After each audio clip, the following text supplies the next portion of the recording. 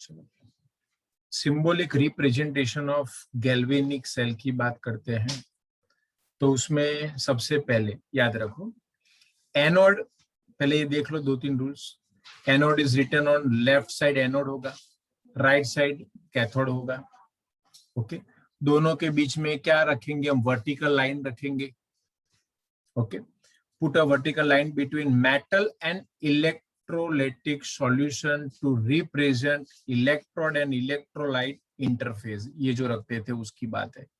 Okay, metal और electrolyte के बीच में। उसके बाद put a double vertical line to represent salt bridge. याद रखना, a salt represent a salt bridge connecting two electrolyte। कैसे? तो देखो अब समझ लो। चलो अब यहां से इंपॉर्टेंट मैं समझाता हूं। वो ये हमारा सॉल्ट ब्रिज है। डायग्राम जरूरी नहीं है, मैंने समझने के लिए फिर से यहाँ पे ड्रॉ किया हुआ है। अब symbolic representation of any galvanic cell. Okay, ये मैंने डैनियल सेल ही लिया। डैनियल सेल मतलब गैल्वेनिक सेल। ये अब उसका सिंबॉलिक रिप्रेजेंटेशन कैसे होगा?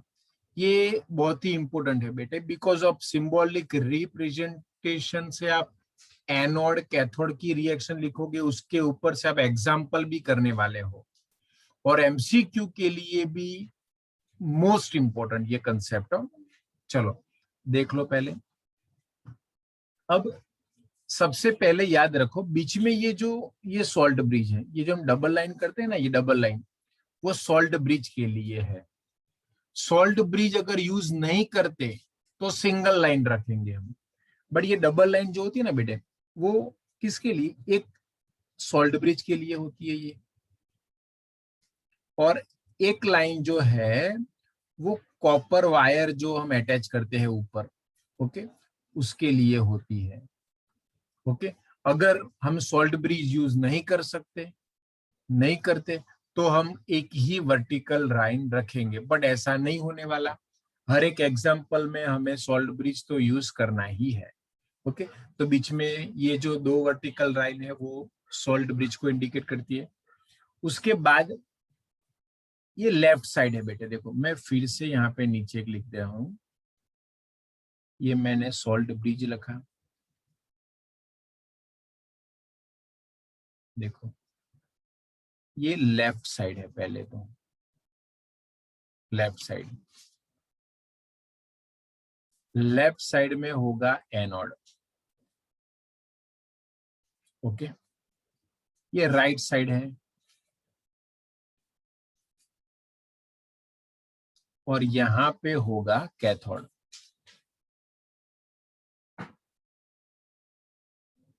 याद रखो। ओके, बीच में हम रखेंगे सॉल्ट ब्रिज को। बीच में हम क्या रखेंगे? Salt bridge. भी चलो वर्टिकल लाइन,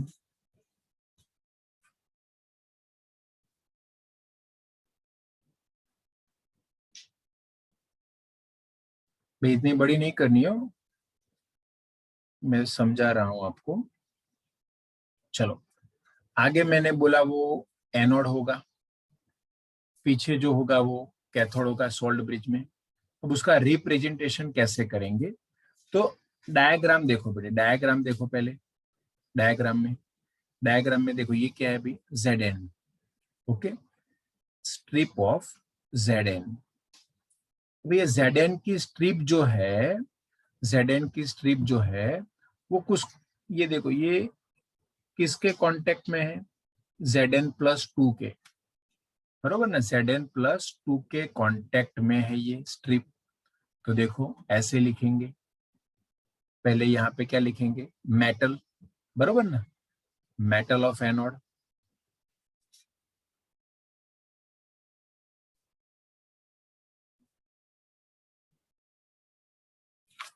जो भी मेटल है वो हम यहाँ पे लिखेंगे मेटल। चलो उसके बाद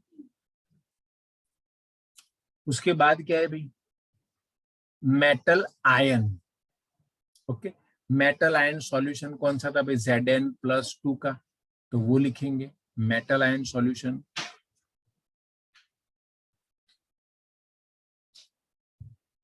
मेटल आयन सॉल्यूशन जो था वो, अब ये रहा Zn+2। अब उसके कांटेक्ट में क्या है, देखो भाई ये रहा सॉल्ट ब्रिज, उसके कांटेक्ट में सॉल्ट ब्रिज है, तो ये मैंने बीच में सॉल्ट ब्रिज ड्रॉ कर दिया। सॉल्ट ब्रिज के कांटेक्ट में ये साइड में क्या है, देख लो Cu+2, ओके, जिसका रिडक्शन होता है वो, ओके, मतलब हम यहाँ ऐसे ही लिखेंगे मेटल आयन,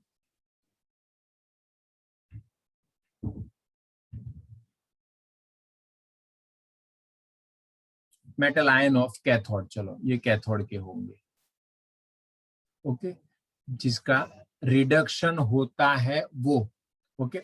और ये जो Cu+2 था बेटे, वो रिड्यूस होके यहाँ पे डिपोजिट होगा, तो उसके कांटेक्ट में क्या है भाई, Cu, मतलब मेटल आयन, ये मेटल होगी कैथोड वाली,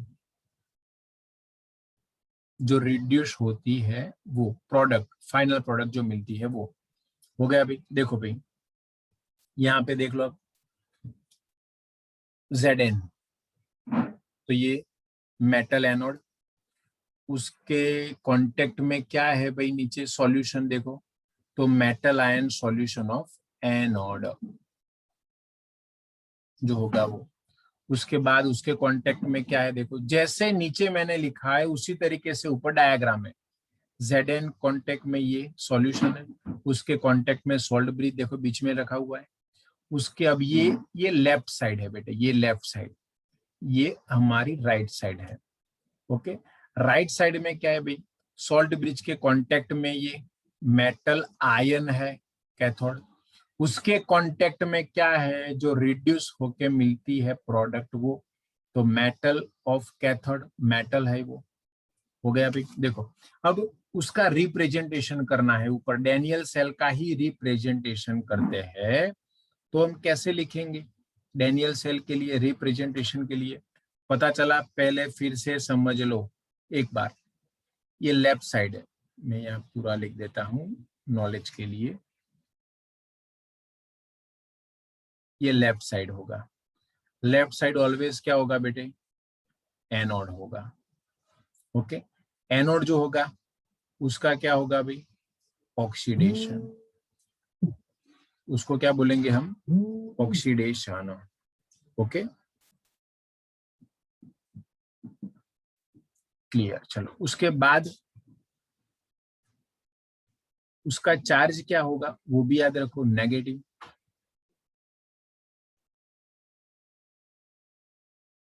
ओके।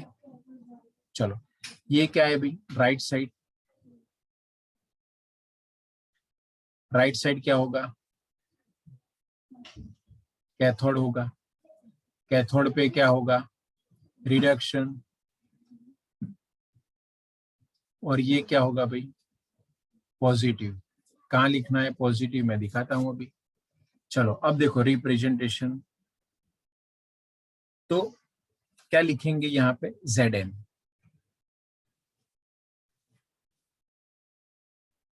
ओके, मेटल है सॉलिड फॉर्म में, सॉलिड फॉर्म में मेटल, ओके। ये वर्टिकल लाइन इलेक्ट्रोलाइट और मेटल के बीच में, Zn+2 होगा यहाँ पे, ओके।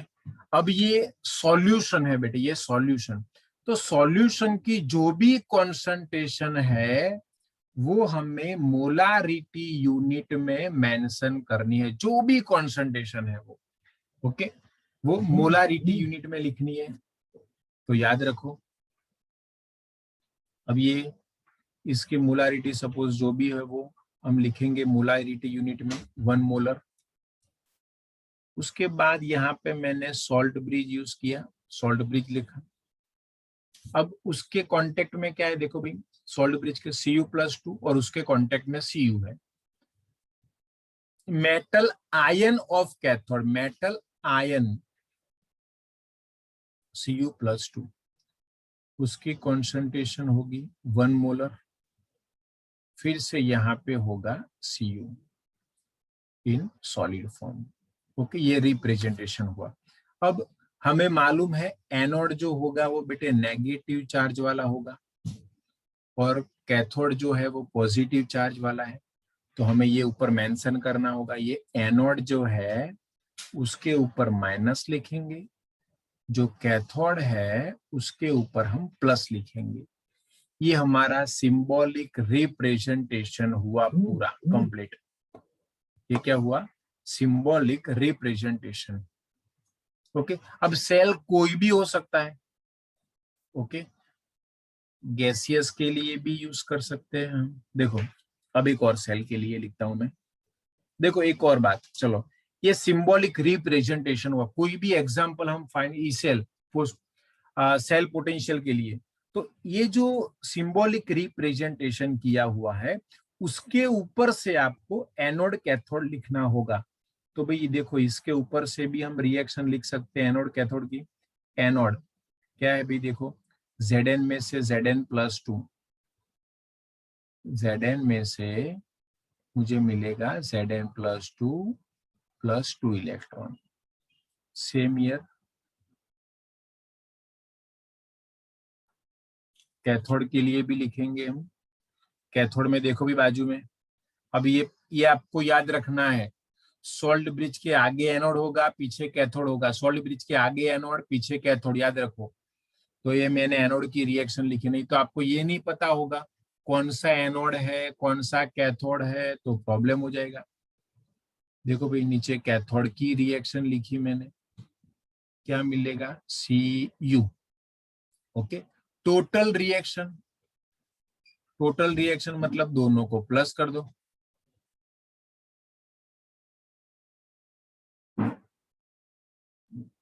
दोनों को प्लस कर दो। Zn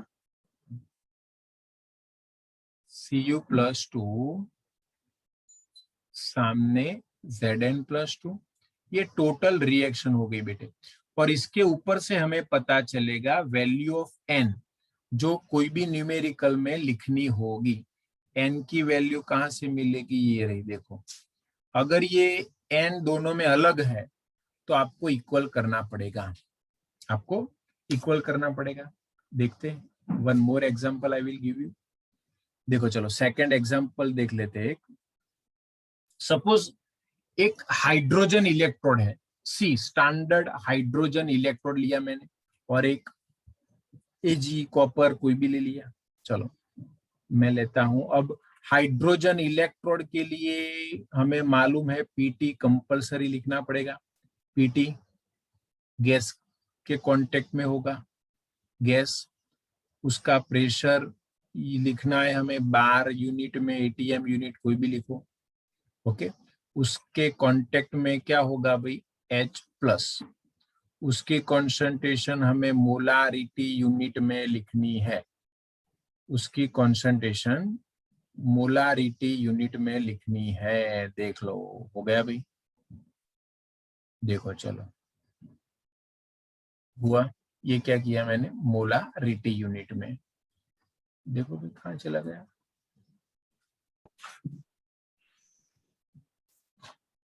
1 बार H+ आएगा, उसकी कॉन्सेंट्रेशन 1 मोलर। ओके, अब उसके कांटेक्ट में जो अलग सॉल्यूशन है, सॉल्ट ब्रिज लिखा मैंने बीच में। अब सपोज Ag का इलेक्ट्रोड है तो हम लिखेंगे यहाँ पे Ag+, उसकी कॉन्सेंट्रेशन जो होगी वो लिखेंगे, और यहाँ पे लिखेंगे हम Ag। हो गया भाई? ये देखो, कोई भी सेल हो गया एक। तो कई बार न्यूमेरिकल में ऐसा भी दिया होगा, उस पर से आपको सेल पोटेंशियल फाइंड करना पड़ेगा। कैसे, वो देखते हैं। बट पहले तो इसके ऊपर से टोटल रिएक्शन आपको लिखनी पड़ेगी। चलो लिख लेते हैं, कैसे लिखेंगे? एनोड,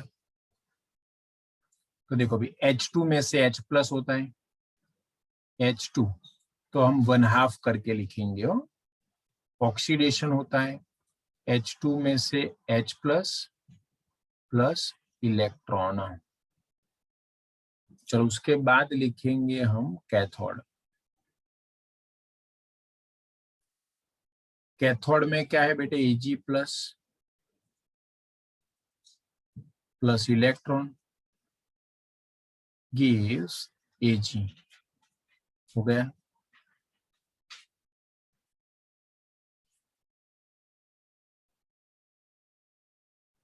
अब इसको प्लस कर दो, 1/2 H2 Ag प्लस Ag और H प्लस। हो गया अभी। यहाँ आपको मिलेगा n इज इक्वल टू 1। याद रखना हो n कैसे आया, इलेक्ट्रॉन इक्वल नहीं हो तो इक्वल करने पड़ेंगे। देखो उसका भी एक एग्जांपल दे देता हूं। सपोज वी विल टेक, मैंने लिया Cu सॉलिड, उसके कांटेक्ट में होगा Cu+2 का सॉल्यूशन, उसकी कंसंट्रेशन मोलारिटी यूनिट में लिखी, सॉल्ट ब्रिज है, उसके कांटेक्ट में Ag का सॉल्यूशन, उसके कांटेक्ट में Ag की स्ट्रिप। हुआ भाई। आगे जो है एनोड, पीछे जो है वो कैथोड। अब रिएक्शन लिखेंगे एनोड कैथोड की। एनोड देखो भाई, Cu gives Cu+2 plus 2 electron. अब कैथोड की बात करें, कैथोड कैथोड में देखो भाई Ag+1 है, तो मतलब एक इलेक्ट्रॉन आएगा, और मतलब यहाँ पे 1 Ag ही आने वाला है। बट ऊपर Cu में देख लो भाई, Cu में कितने इलेक्ट्रॉन है, 2 इलेक्ट्रॉन है। ओके, तो ये नंबर ऑफ इलेक्ट्रॉन इक्वल करने पड़ेंगे। नंबर ऑफ इलेक्ट्रॉन जो है वो आपको इक्वल करने पड़ेंगे। तो वो कैसे इक्वल करेंगे, तो नीचे जो Ag है ना, उसको 2 से मल्टीप्लाई करना पड़ेगा। 2 इलेक्ट्रॉन 2 इलेक्ट्रॉन 2 से मल्टीप्लाई कर दिया। अब चेक करो भाई, देखो भाई यहाँ पे number of electron 2, number of electron 2 हो गए, दो। ओके, अब इसको प्लस कर दो, Cu 2Ag plus gives Cu+2 plus 2Ag। बेटा देखो यहाँ पे n इज इक्वल टू क्या होने वाला है, n इज इक्वल टू 2 आएगा। देख लो, अगर इलेक्ट्रॉन इक्वल नहीं है तो हमें इलेक्ट्रॉन इक्वल करने पड़ेंगे। कैसे, तो मल्टीप्लाई कर दो, सिंपल। कोई भी रिएक्शन अलग अलग होगी। सपोज आपको एक दिया हुआ है एल्यूमिनियम, तो उसमें Al+3 होगा, तो बेटे 3 इलेक्ट्रॉन आएंगे। मैग्नीशियम दिया हुआ है तो उसमें 2 इलेक्ट्रॉन होंगे। तो दोनों को इक्वल करना है तो सिंपल सी बात है, ऊपर 2 से मल्टीप्लाई करो, नीचे 3 से मल्टीप्लाई करो, तो टोटल एवरेज इलेक्ट्रॉन कितने आएंगे बेटे, 6। तो उसका मतलब n इज इक्वल टू क्या लेना है, 6। ये पता चलना चाहिए न्यूमेरिकल के अंदर। और ये कब पता चलेगा, जब ये रिएक्शन आप राइट लिखोगे, अपने आप लिखोगे, तब जाके पता चलेगा। ओके, नहीं तो पूरा example wrong, MCQ wrong. Okay, फिर से एक बार ये सिंबॉलिक रिप्रेजेंटेशन देख लो कैसे किया हुआ है। देख लो भाई, ये डायग्राम के हिसाब से ही है एग्जैक्ट। ओके, देखो भाई, मेटल, उसके कांटेक्ट में मेटल का जो सॉल्यूशन था वो, उसके कांटेक्ट में क्या है भाई, सॉल्ट ब्रिज। देखो सॉल्ट ब्रिज जो है वो किसके कांटेक्ट में होता है, सॉल्यूशन के कांटेक्ट में, है ना। ये सॉल्ट ब्रिज जो है किसके कांटेक्ट में है, Zn+2 और Cu+2। तो देखो रिप्रेजेंटेशन में वही लिखा है, Zn+2 और Cu+2। और ये जो दोनों इलेक्ट्रोलाइट सॉल्यूशन है वो किसके कांटेक्ट में है बेटे, तो Zn+2 है वो Zn के कांटेक्ट में, Cu+2 Cu के कांटेक्ट में। देखो भाई, उनके बीच में भी मैंने इंटरफेस किया हुआ है। हो गया ये रिप्रेजेंटेशन। Okay, clear. याद रखना हो भाई, इसके ऊपर से ये भी हम लिख सकते हैं और इसके ऊपर से हम ये भी लिख सकते हैं, दोनों माइंड में क्लियर होना चाहिए। इसके ऊपर से ये, इसके ऊपर से ये, ओके, तब जाके ये क्लियर होने वाला है। ओके बेटे, चलो उसके बाद चलो one of the important topic देख लेते हैं।